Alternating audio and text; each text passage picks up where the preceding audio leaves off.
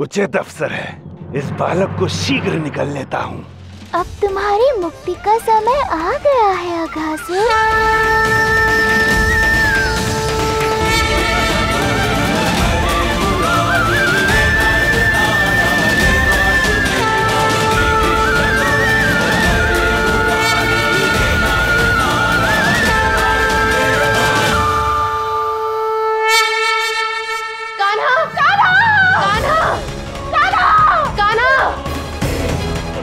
चीखने की आवाज तो वन से आ रही है।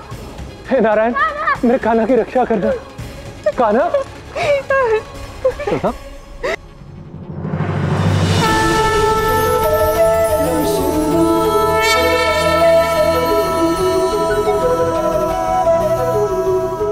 यशोदा, वो रहा अपना कान्हा।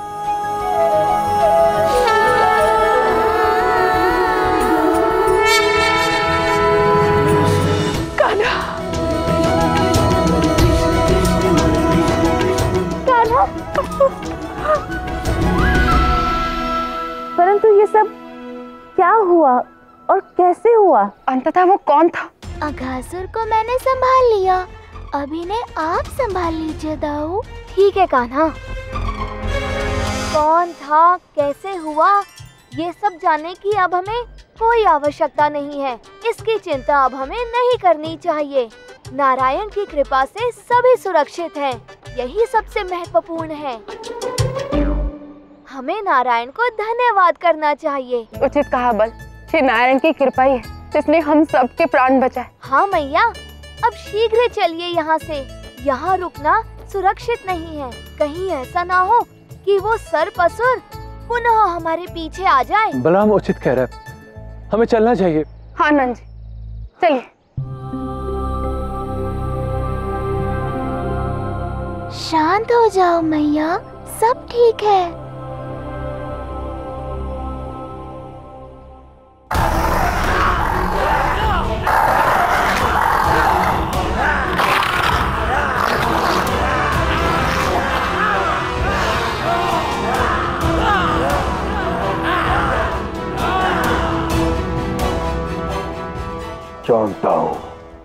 जानता हूं मैं तुम सबके मनोभाव।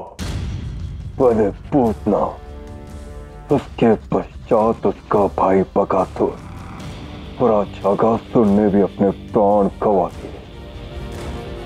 यदि उस दिन विंध्यवासिनी ने मेरा मार्ग नहीं रोका होता तो मैं महाबली कंस उस बालक का अंत कर चुका होता।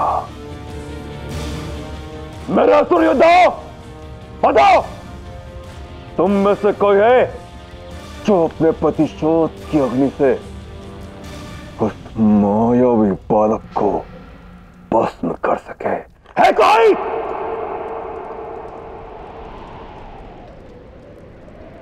क्या हुआ?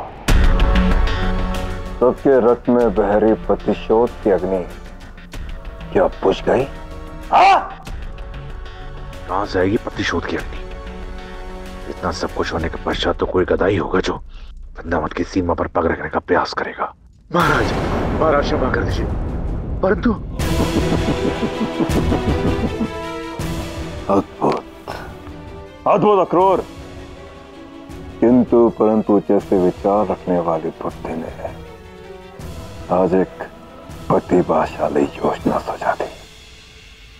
तुम्हारी इस बात ने एक नवीन योजना सामने लाई है, और जब तक मैं तुम्हारी इस योजना पर विचार करूं, तुम वृंदावन जाकर ये पता लगाओ कि वहां पर क्या हो रहा है। जो आज्ञा महाराज। कथा। हे नारायण, आज आपकी कृपा से हम सब सुरक्षित हैं, प्रसन्न हैं। बस इसी प्रकार आपकी कृपा दृष्टि हम सब पे सदैव बनी रहे। आपकी कृपा से हम सभी इतने बड़े संकट से सुरक्षित बाहर आ गए, और आपके आशीर्वाद से वृंदावन में हर ओर खुशहाली खुशहाली। आपका कोटि कोटि धन्यवाद प्रभु।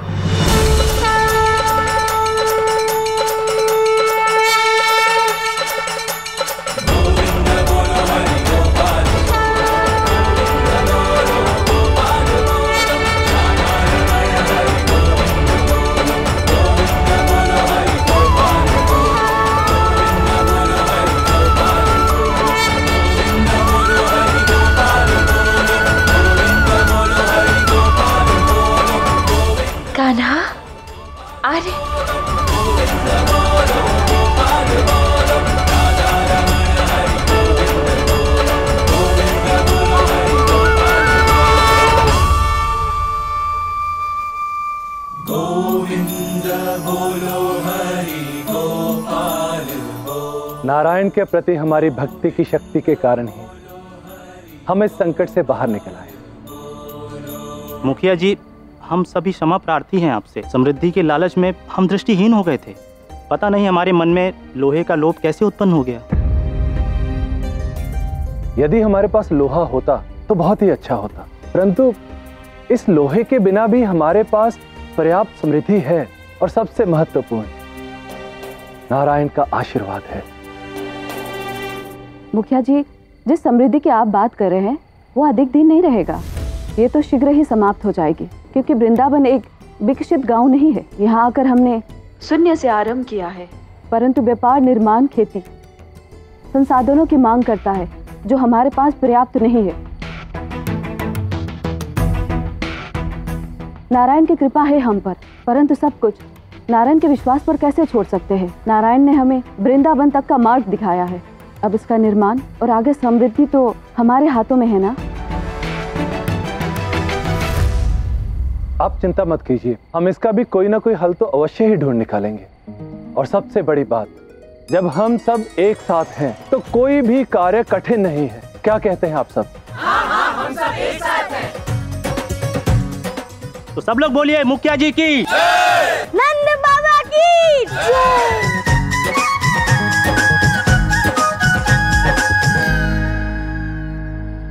मुझे जाकर महाराज कंस को सूचित करना होगा।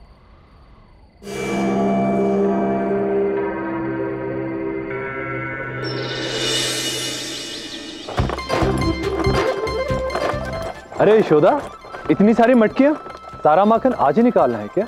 अरे आज जलपान में केवल माखन ही मिलेगा। लीजिए, ग्रहण कीजिए।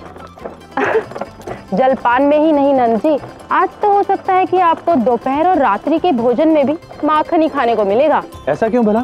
हमारे कान्हा ने यशोदा को मैया बोलना जो आरंभ किया है, इसीलिए वो उसका प्रिय माखन बनाना चाहती है। अब जब कान्हा मुझे पापा पुकारेगा तो मैं क्या करूंगा? कान्हा,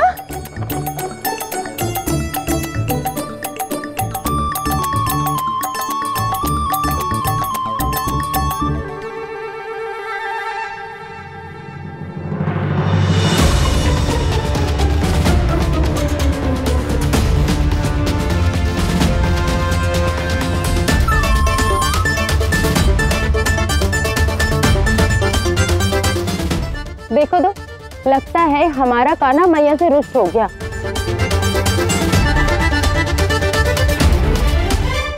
मेरा कान्हा रूठ गया, ले माखन खिलाती हूँ तुझे। कान्हा, ऐसे नहीं मिलेगा। पहले मैया बोल, फिर माखन मिलेगा। मैया।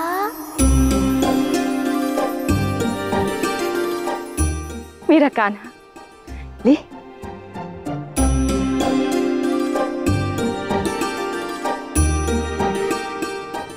ये ले।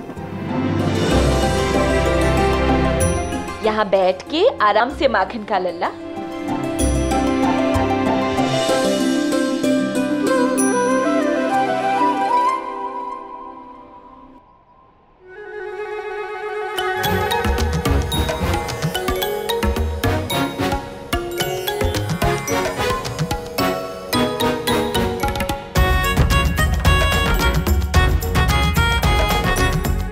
माखन तो समाप्त हो गया।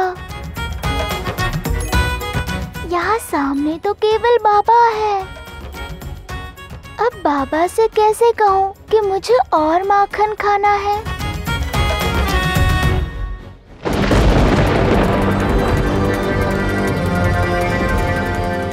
महाराज की जय हो। वृंदावन से गुप्तचर समाचार लेके आया। ठीक बताओ, क्या समाचार है? लोहा न मिलने के कारण वो अत्यधिक व्यथित और दुखी है महाराज।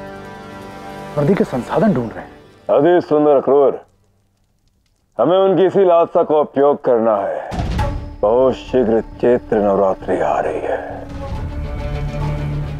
मेले का आयोजन करो। चैत्र नवरात्रि का मेला और नदी की लालसा, इनका क्या संबंध है महाराज? संबंध है नहीं अक्रूर, संबंध बनेगा। एक भयानक